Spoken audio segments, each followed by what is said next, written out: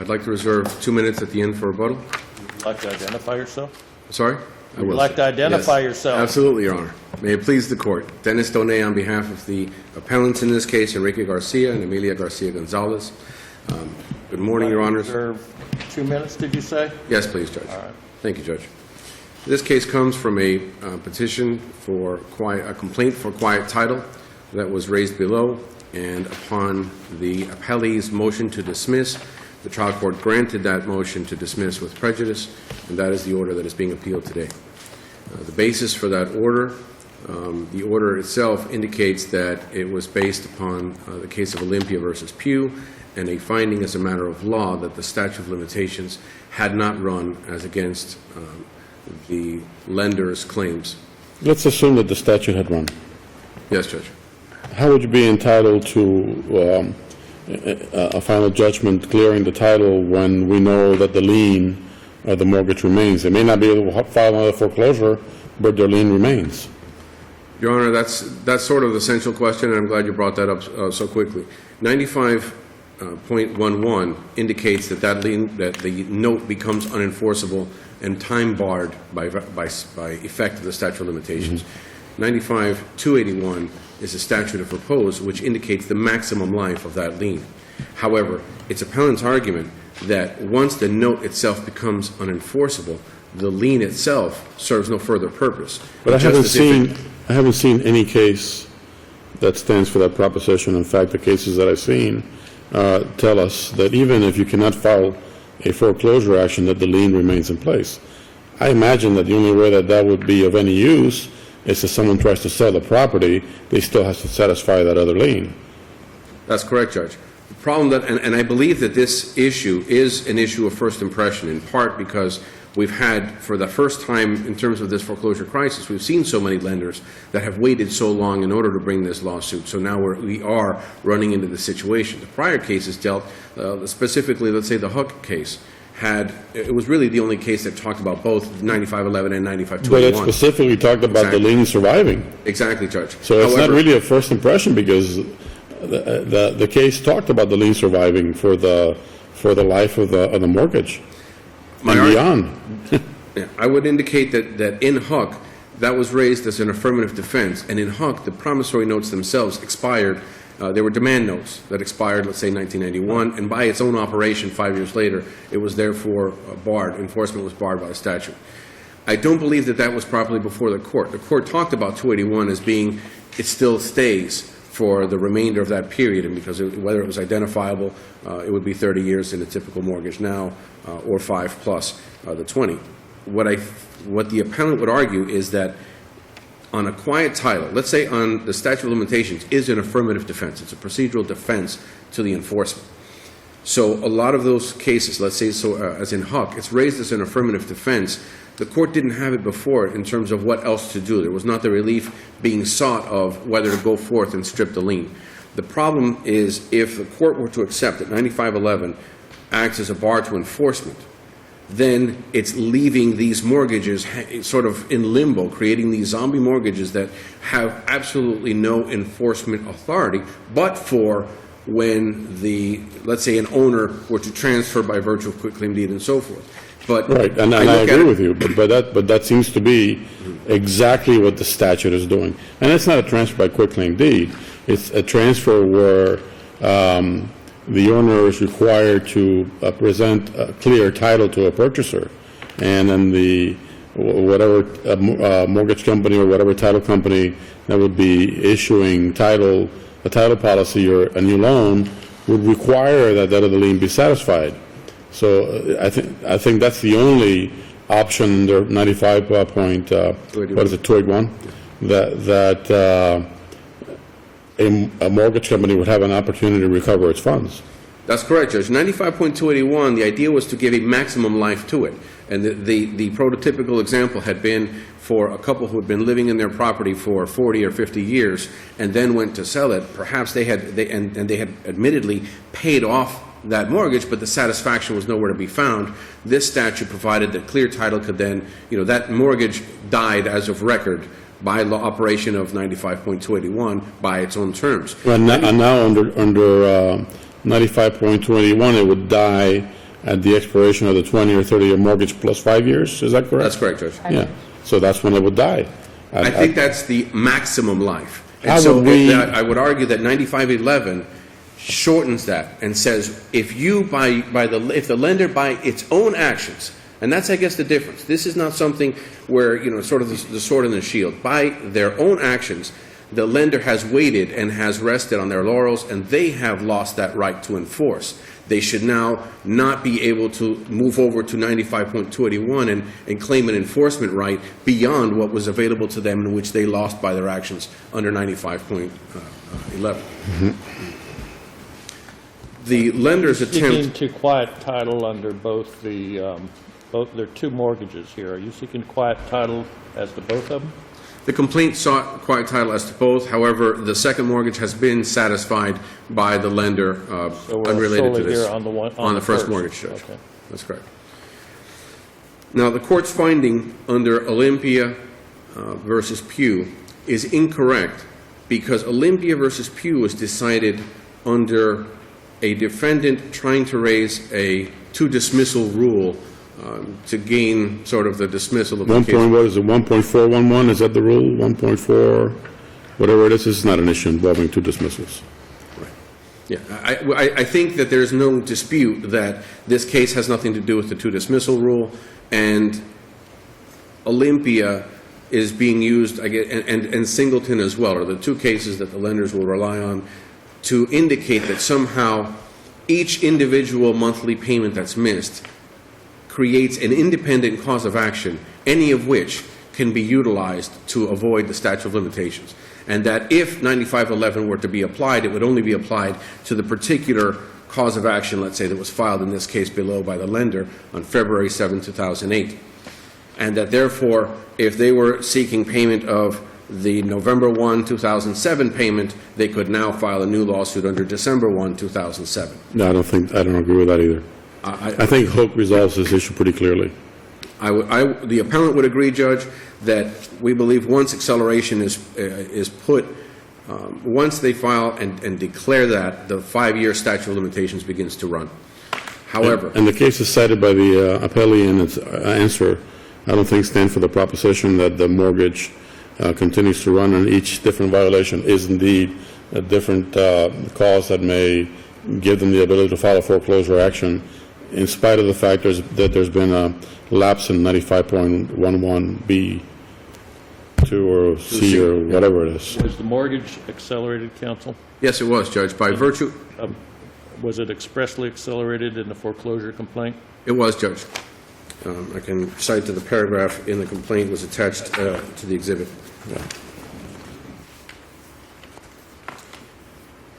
Counsel, if you've used up your time, if you would like to reserve your 2 minutes. Yes, Judge. Thank you. Thank you, Mr. Dona.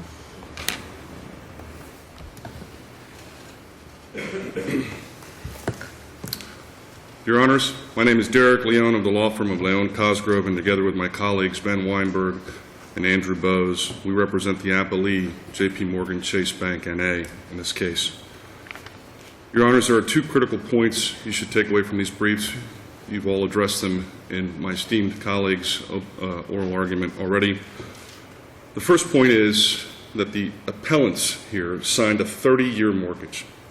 It was given as security for a $620,000 loan that the appellant agreed to repay over a period of 30 years. The note itself does not mature until July of 2037. And the Florida Statute of Limitations, and I think Judge Shepard pointed out, this is an action below to quiet title. And the Florida Statute of Limitations is an affirmative defense. It's a procedural affirmative defense that, through Huck and through this Court's opinion in American Bankers, does not divest substantive rights, cannot extinguish the lien or the debt. But yet... And 95.281 pretty much clearly establishes that, as does Hook. And I don't see any other way of reading that case. That's exactly right. 95.281 is the statute of repose, which is not at issue here, although it was cited in the complaint below. What they're relying on in their brief as the basis to try to extinguish the debt, as a basis to try to invalidate a mortgage, is 95.11, a statute of limitations that can only be used as a shield and not a sword. But what they are trying to do is use it as a sword. They have filed their own lawsuit seeking to quiet title, effectively invalidate the lien, and extinguish the debt using an affirmative defense. There is no support for that proposition as a matter of law in any case that I've seen, and certainly the opposite is true in Huck and its progeny, and in this court's decision in American Bankers.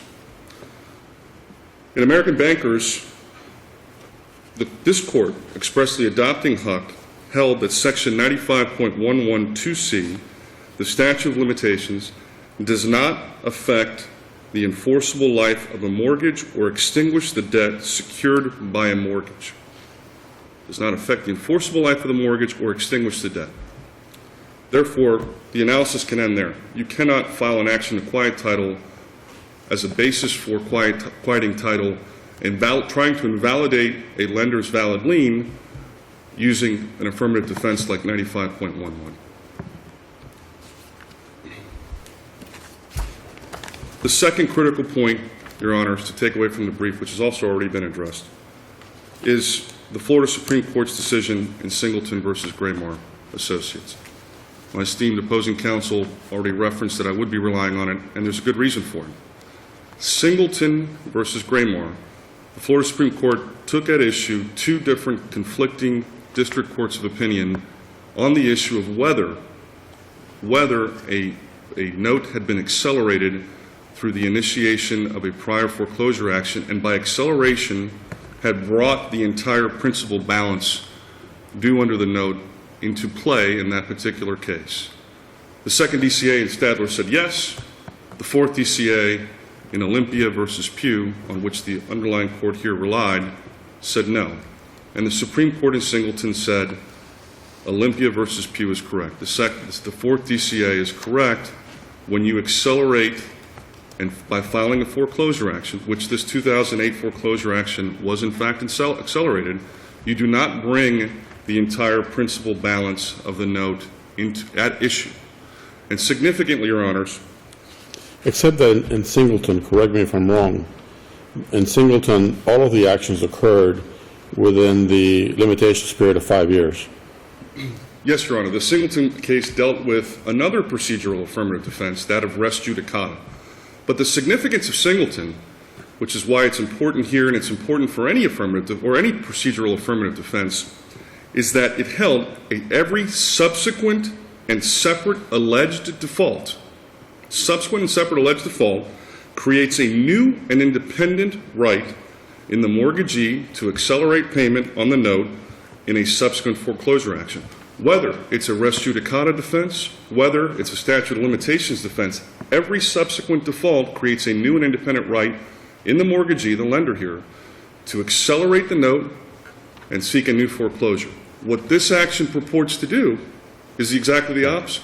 Yeah, no, I don't think really one has anything to do with the other. I think Singleton is really talking about the fact that if you're still within the same limitations period, and they don't say that, they don't really discuss limitations period at all, but the actions occurred within the 5-year limitations period from the first action to the next action. There wasn't an expiration of limitations period, but I mean, we don't have to decide this on this case that's before us today. The only matter before us today is whether or not a determination that the foreclosure action, that the 5-year limitation period has expired, necessarily requires some kind of a clear title determination by the court. That's all that's before us, right? Your Honor, the two issues raised by the appellants on appeal are that they, one, which is the first issue I addressed, that they can invalidate or extinguish the debt Right. using the statute of limitations. The answer to that is no. Right. The second issue, which I do believe is squarely addressed head-on by Singleton, because Singleton, in that case, you're right, they did not deal with the statute of limitations. They dealt with the doctrine of res judicata. Also, an equitable No, but the remedy. point that I'm making is that we don't have to decide whether or not you have a right to file another foreclosure action today. All we have to decide is that a quiet title determination is not appropriate where there's been an expiration of the statute of limitations and not the statute of repose. Yes, Your Honor, and if you limited your holding to that, you would be following the Southern District's recent opinion in Kahn versus Wells Fargo, and a few other state appellate courts and state trial courts that have held exactly that. Thank you, counsel. Thank you. You have 2 minutes. Thank you, Your Honors. Judge Fernandez, as you rightly point out, in Singleton, it did not deal with 9511 in any way. However, to answer the question of whether and what this court needs to deal with, this comes to this court on an order granting a dismissal of that complaint with prejudice without leave for any amendment. So the basis of that dismissal with prejudice without any leave for any amendment was based on Pew and this judicial determination as a matter of law that the 5-year statute of limitations had not run. In essence, that it would not run as against the mortgagee. So the appellant would argue that this court should at least provide guidance with respect to that and reverse the order granting the dismissal with prejudice because it was based on the wrong. Mr. Donay, what possible amendment could be made that would allow the court to determine any issue on a quiet title action? Any such issue on a quiet title action? I mean, this is simply a quiet title action, right? Yes, Your Honor. And if 95.281 extends the life of the lien to that which is expressly stated in the instrument and 5 years beyond, what more is there to talk about? I mean, I guess it would be sort of like seeking an advisory opinion from the trial court about whether or not there could be another foreclosure action brought. Because I think that to the extent that what's being requested is that quiet title, if the court were to simply say, we're going to affirm under Tipsy-Coachman, right result, wrong reasoning, and cite something different, it's still taking away from the ability of the appellant in this case to try to, I guess, specify or clean up those allegations to prove, on the one hand, the statute of limitations was violated, and then if it's going to come back before this court, come back on the proper determination by the court, where the court would say there is a statute of limitations that was that bars enforcement. However, under 281, the court believes that the life of the mortgage exists. But that's unnecessary, because if they tried to file another foreclosure action, you will file an affirmative defense saying statute of limitations is run under 95.11, and you're out, right?